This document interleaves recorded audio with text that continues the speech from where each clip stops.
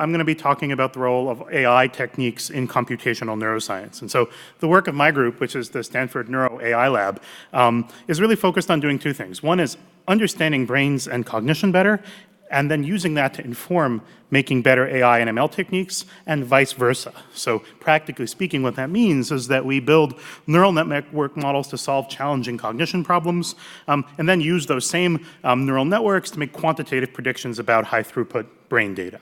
And I'm going to talk to you today about a few applications of that idea. First, in thinking about models of sensory cortex in the brain, cognitive approaches to self-supervised learning, and if there's time, to thinking about decision-making and task switching.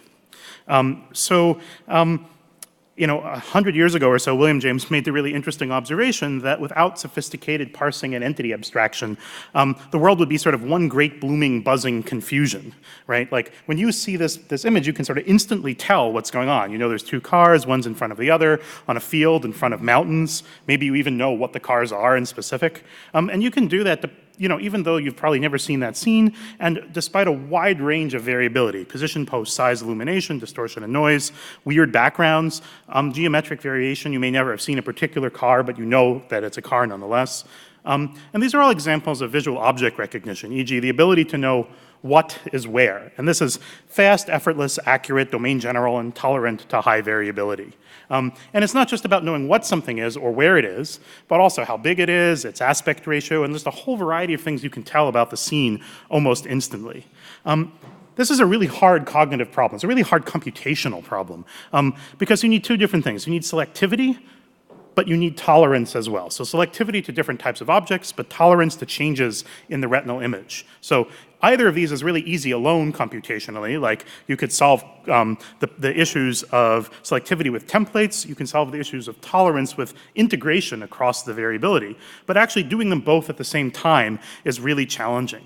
Because imagine you have your representation of some object from many different positions or poses, any kind of feature representation, whatever.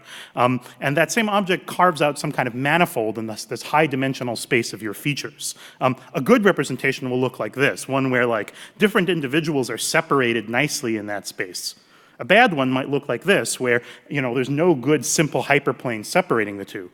The real problem is that the actual pixel representation that hits your eye looks like this. It's just completely tangled up, okay? And so it's like the standard like basic physical axes of the representation of the world, like say effectively the retinal photoreceptor voltage when it hits your eye, are very badly misaligned with the actual natural axes of behavioral events, like, for example, a deforming face moving in a complex lit environment, right? So there's this misalignment, so naturally straight axes in one in the behavioral space look really tangled in the pixel space, and whatever operation you need to do to go from one to the other is very nonlinear. So this problem is really hard. Entity extraction is hard because there's this nonlinear misalignment, and you also need to solve the problem really fast, right? Like you're looking at that, and you can actually tell much faster even than this sequence what these objects are. You can do that recognition problem almost instantly, even though there's this really complicated nonlinear untangling that your brain somehow has to be able to do to solve it.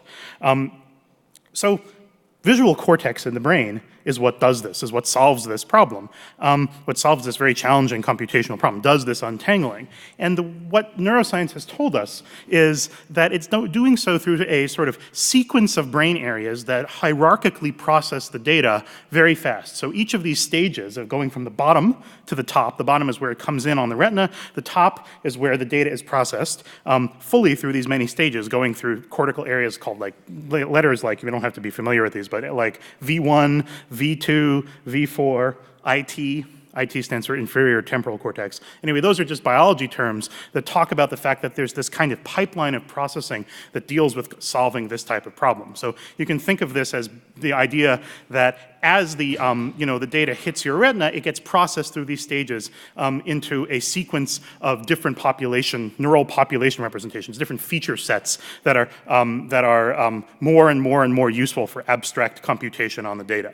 So as a computational neuroscientist interested in this system, the core goal is to make a predictive model of the system. That is to say, for each neuron in the brain in this area, explain the responses of that neuron to arbitrary visual input. the starting point of any investigation has to start with Ramon y Cajal, who's the sort of founder of modern neuroscience. And what he realized was the neuron doctrine. Basically, that neurons are the nodes of a directed graph, that information propagates along the connections in a directed way through those neurons, right? This idea was eventually formalized into a very simple mathematical model by McCulloch and Pitts in the early 40s, that basically you could think of a neuron as being a simple nonlinear operator, phi, applied to a linear sum, a linear weighting of its inputs. So linear weights W representing synaptic strengths and X representing the inputs. But of course, when you want to make a system like the complicated visual processing system, it's much more than just one single neuron, right? So we need to make models that have many, many, many thousands or millions of these neurons and understand how those neurons arise and work together. The most natural solution to thinking about this, at least certainly for the time being, is to use what's called a convolutional neural network. Many of you in the audience are probably familiar with this. But what's key about these CNNs is that they condense the rough neuroanatomy of the ventral stream, the visual processing areas, into these two, and from these two ideas, build a model. So one is that they're hierarchical, and two is that they're retinotopic. They're spatially tiled across the visual field. Within each layer, you can think of the spatial tiling as being applying a series of linear and then nonlinear operations, like in the McCulloch and Pitts model. And of course, those operations have sort of neuroscience and data science interpretations. I'm not going to go through those in detail unless people are interested. But the sort of key idea is that those operations are applied locally. So basically at all locations, right? So that if you have an image-like input, you get an image-like output with one slice for each linear filter pattern that you're interested in comparing to. And then, of course, you can stack those hierarchically to produce deeper and deeper operations. And this is a very natural match to what we heard earlier about the structure of what's known about the visual system from neuroscience, right? But the problem is that if you want to make an actual model of a neuroscience system, right, you've got to set all the parameters of the model of the kind that I just said. And there's a huge number of parameters consistent with this type of idea. So, there's like architectural parameters, how many layers, how many filters, receptive field sizes, the network structure. There's filter parameters, so continuous valued pattern templates. How do you discover the right ones? There's many approaches to this problem, but the one that we took was very driven by functional goals. In other words, we knew the system solved high-powered cognitive visual tasks, right? So our approach was, look, let's solve those tasks with the system and then compare to neural data. There's many approaches like fitting to neural data directly, but this one was particularly nice because it gave us a reason for why the system would be the way it was if it worked. Okay, so we have these two metrics, a kind of performance metric, that is the ability of the neural network to do a task, and a neural predictivity metric, the ability of the model to predict neural sites activities, right? And the hypothesis was optimizing on one would drive our ability to solve two. So to cut a long story short, and many years ago when we first started doing this work, we used a variety of techniques to optimize both the sort of discrete parameters of the system, that is automated metaparameter optimization with ensembles of models chosen through boosting, and filter parameter optimization using GPU-accelerated gradient descent, so what's now quite a standard model. Of course, you can build models like that optimizing on many different tasks. One of the most useful ones is the ImageNet task. So this is a standard, by this point, very well-known task containing thousands of images in each of thousands of categories. And so optimizing a model of that kind, you can ask, how well does it predict neural data? So this is an example neuron. This is some unit 53 from a neural sample taken by some collaborators of mine. What you're seeing is the response of this neuron to thousands of images. That's what the black line is. The red line is the prediction from the neural network. So that's quite a reasonable ability. So it's able to predict sort of the ups and downs at both a sort of fine scale and a fairly coarse scale as well. This neuron happens to like faces. This is a face detecting neuron. But it turns out that the same result holds across all the neurons that was sampled. And in particular, the models that we built, those are the ones on the upper right, were both substantially better at solving the kind of categorization tasks that we put them to, but also by the same token, 100 or 150% improvement over the state of the art in terms of ability to predict neural responses as well. So in other words, we were able to, comparing to how hundreds of models that were actually shown on this picture, go up to the right. In other words, there's this very strong correlation between these two metrics, even though in theory there's no reason why there have to be, okay? So we had models that were able to predict neural responses in this very top of the sort of like most sophisticated, most abstract area of the neural system, IT cortex, where a lot of the behavior is thought to be done. But we were also interested in comparing models of this kind to the intermediate levels, the kind of internal parts, right? Could we say something about what was going on inside the systems? There were two ways to approach this. One is you can look at different layers of the neural network and compare to neural data. And what we found was that early layers were not particularly good models of the abstract processing at the top of such system. And in particular, to be able to retain both selectivity and tolerance at the same time, that is to get the red line to match up with the black line while not being above it in the wrong places, you had to have this very hierarchical system. So in other words, if looking at the red bars on the right, that we got substantially better at predicting neural responses as you go up through the layers when you're looking at the top layer of this neural system, the most sophisticated area at the top of the hierarchy.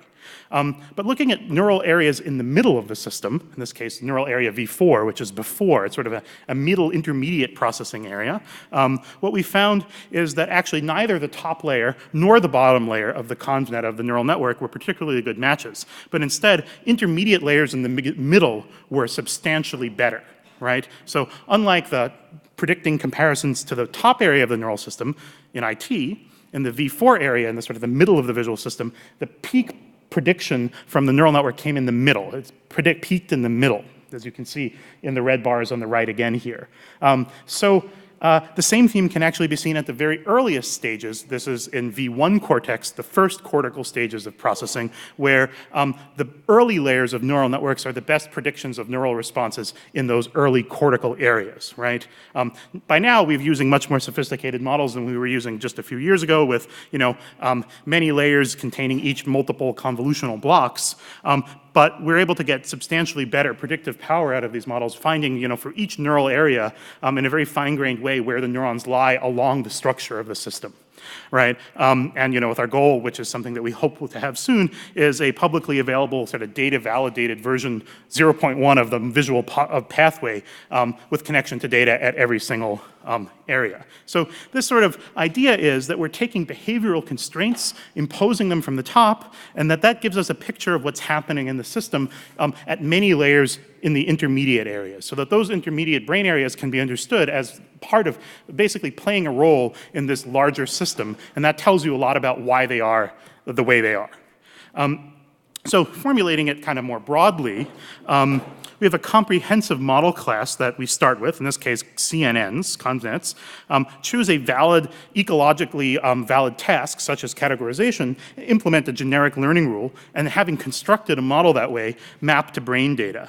So there's these three sort of core components of that kind of modeling. One is the architecture class, the task, which has a loss function and a data set associated with it, and then the learning rule. But of course, I've only talked about feed-forward models, which themselves can only produce limited forms of behavior. And in particular, one of the most important lacks of these models is their ability to produce powerful dynamics, okay? But dynamics are actually quite likely, neural dynamics, neural changes at a very fine timescale are really likely to be behaviorally relevant, e.g. the ability to predict, to encode prediction errors in atypical situations or solve hard images by resolving ambiguities. Simple feed-forward networks like the ones I've talked about can't produce such dynamics, but feedbacks are everywhere in the brain. The real brain has a lot of feedbacks, right? So what we'd really like to do is go from this class of models to convolutional RNNs, apply them on many tasks, including e.g. tasks like movie understanding, and then think about how those map to visual system dynamics. And as a start towards doing that, we've built libraries that produce efficient implementations of convolutional RNNs with both local and long-range feedback patterns, and implemented a number of powerful, novel, local recurrent cells which implement a variety of principles that we think are helpful for using those recurrent cells to produce better performance, including gating avoiding and bypassing when appropriate. Turns out I can talk about the details of this, but a particular reciprocal gated unit allows us to achieve particularly improved performance compared to standard methods. So when we apply this reciprocal cell, that it boosts performance on challenging visual tasks substantially over the pure feed-forward components, and with many fewer parameters. That is to say, somehow the performance is being rolled out in time rather than in much deeper networks, and also can take advantage of long-range feedbacks in the same system to further increase performance. And actually turns out that these models of dynamics are also good predictors of neural dynamics at the fine grain. I can talk about how that's seen here, but in any case, the idea is that the same result has held here, that if we optimize these networks for the ability to do a task, especially with this increased architectural capacity of recurrence, we can match fine-grained details of the neural responses. So mostly what I've talked about so far, basically all talked about, is vision. But like Doug, I'm also really interested in sound.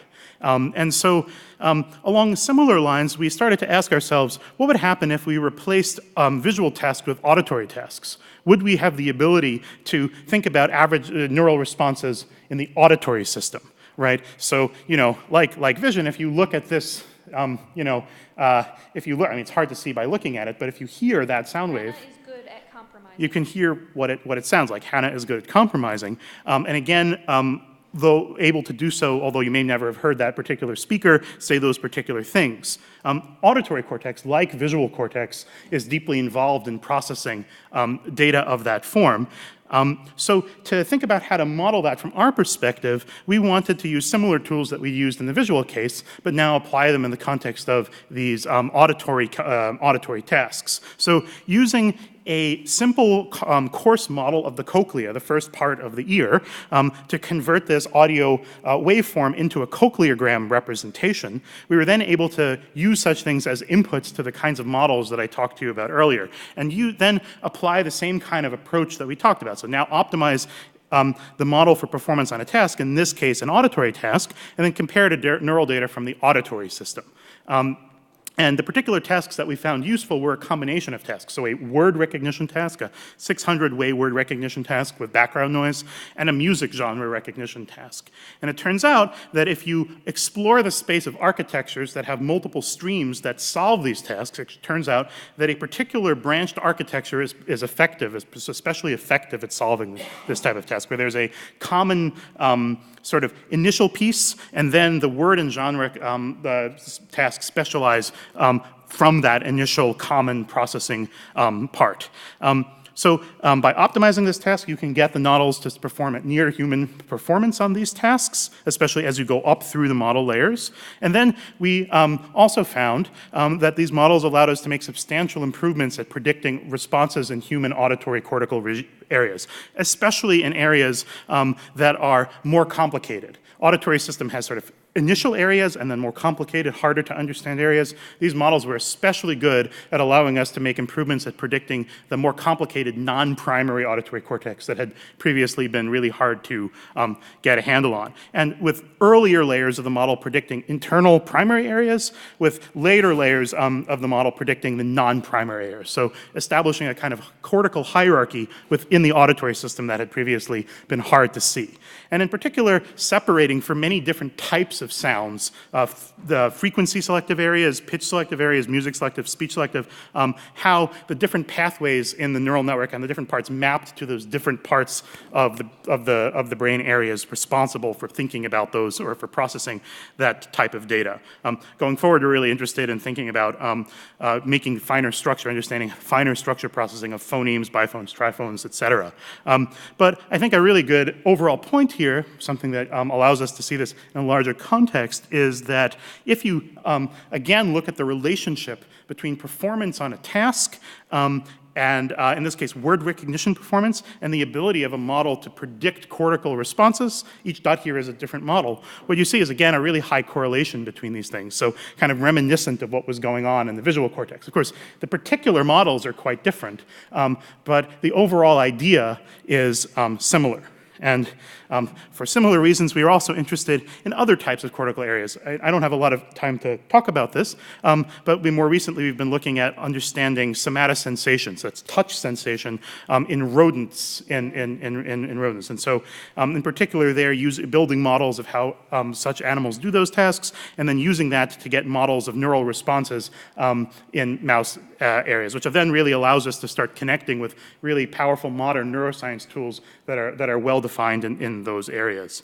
I think that what I've talked about here describes a sort of broad applicability of a goal-driven modeling approach to think about many different cortical sensing regimes. How much time do I have? Roughly? 7 minutes. Yeah, okay. That's great. So I've talked about the idea of using neural network models for thinking about sensory cortex. I have a couple of other things that I think are extensions of these ideas beyond just thinking about sensory cortex. And so I'll talk a little bit about approaches to thinking about self-supervised learning. So the key sort of problem is that while like an architecture class might be okay, maybe conv RNNs are a reasonable way of thinking about what the architecture is like in the visual system, the types of learning that we do, the loss functions in some sense, the data tasks that these things have to do, are very, very unrealistic, right? In the sense that there's just no way that creatures like these, babies or monkeys, get millions of high-level semantic labels during training. That's just totally unrealistic, right? So there's got to be some alternative to how to solve this type of problem. And so we're really interested in the problem of self-supervised learning as a way to resolve that. Early approaches to self-supervised learning, effectively, or unsupervised learning, have often been structured in the form of loss functions for systems like autoencoders, where there's a kind of reconstruction loss and a complexity penalty. And these are really natural ideas because it actually turns out that in some ways they reproduce early features of the visual system. But unfortunately, in general, they're pretty weak and don't generalize to good features for deep networks in the most natural way. So a natural idea is to go from an autoencoder, that is the ability to reproduce a single frame, to thinking about ideas of predicting dynamics, right? In other words, predicting a future visual representation given a current state. So that's a loss function that basically is like a temporal autoencoder. Of course, most passive video sequences are really boring. So if you apply a model of this kind, what you end up with is fairly trivial features in general. And so it makes a lot of sense to try to augment such systems by allowing them to take actions. That is, to do much more interesting stuff in their environment than whatever is just happening in the normal course of their visual, of a sort of video. But of course, the problem is that if you augment the system with the ability to take action and then predict the consequences of that action, the agent will be lazy. It'll stare at the floor. It'll cause actions that do nothing, which means you have to augment that type of loss function with an intrinsic motivation. That is, something that causes the system to curiously look out into the world and take actions that are non-trivial.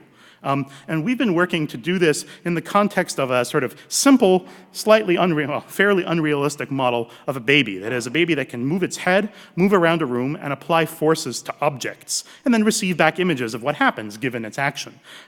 And by building a model that is able to both build a world model, that is to say, make predictions about the consequence of its actions, and also in an explicit way, model the errors of what it's doing. That is to say, it's self-aware of its errors, and set these two networks up in adversarial structure with respect to each other. That is to say that the action choice of the model tries to do something that will foil the world model's prediction. That is to say it'll do something interesting. That's a formalization of the concept of interestingness. It turns out that we're able to get a system that leads to a kind of virtuous cycle whereby it learns more interesting things which cause it to predict the ability to do more interesting actions, and so forth and so on. In particular, what you see is that in such a system, there's an early ego motion learning signal, meaning the agent learns to understand the consequences of it just moving its head, and it will do that naturally first, followed by a phase in which there's the emergence of object attention, meaning focusing on an object and understanding the consequences of applying forces to that object. And by doing those two things and having those events arise in a natural sequence, there's an improved world model learning component. In other words, the underlying features of the world model have to get better, even though there's no extrinsic signal of what the world model should be doing. And actually, as a consequence, what ends up happening is the agent generates a kind of simple navigation and planning behavior where, it looks for objects, goes towards them, stays on them, and operates with them. And as a result, it generates substantially improved transfer learning to other types of tasks in object detection, object position, and object recognition. I don't have the time to go into further details about that, but the key principle is that this kind of intrinsic motivation is able to generate very complicated and sophisticated behavior while developing world representations that are really useful for other types of visual tasks. Of course, in the future, we would love to have improved realism, seek better kind of RL reinforcement learning implementations, and add other agents into the system. And actually, sort of thinking along some of the lines that Doug has been talking about, we're building much better simulation environments for which this agent can operate in and do interesting things like change out textures in a generic way. So that's an idea of applying sort of cognitively inspired ideas to build much more powerful self-supervised learning systems. Unfortunately, I don't have time to go into the last of the three things that I was planning to talk about. So what I will do is simply wrap up by saying that the underlying goal behind all of these different projects is to leverage brain and behavioral effects to get us towards substantially better and more sophisticated AI techniques, and vice versa, with the goal in the long run of building an agent like that. That is to say, a toddler, maybe pre-linguistic, but still able to do really interesting set of things, and wrap those behaviors together in a very natural way. So thanks both to all the folks in the lab as well as the various people who have funded the work. We really appreciate it. Thanks. Any questions?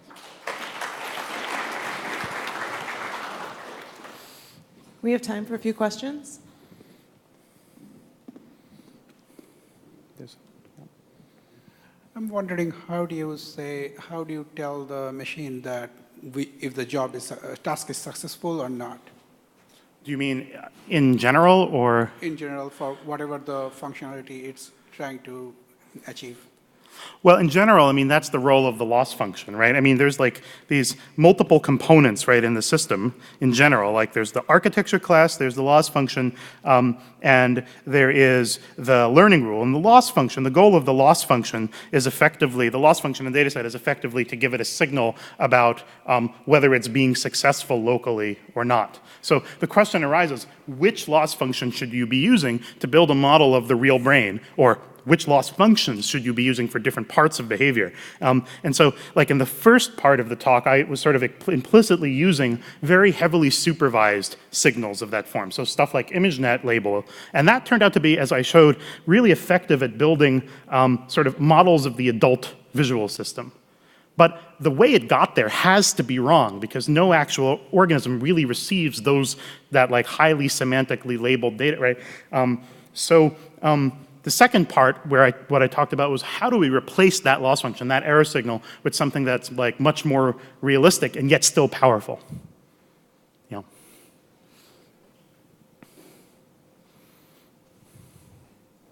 I have a question. Sure. So we talked a lot the past few days about brittleness and generalizability and what happens in AI when you come across a situation where something is new.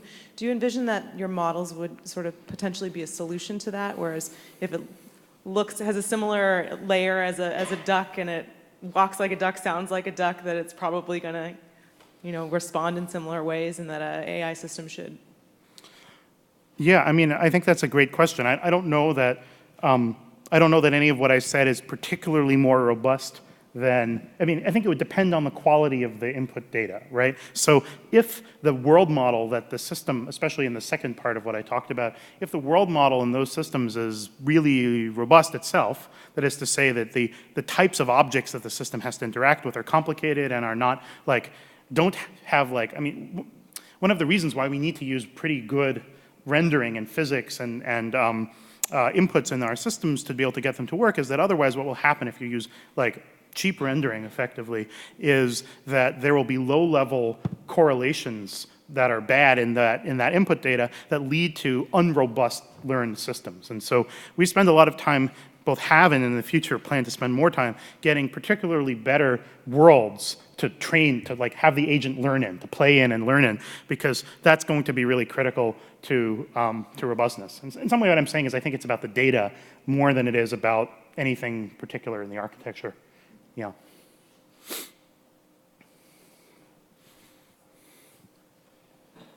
Thanks a lot. Okay, thanks.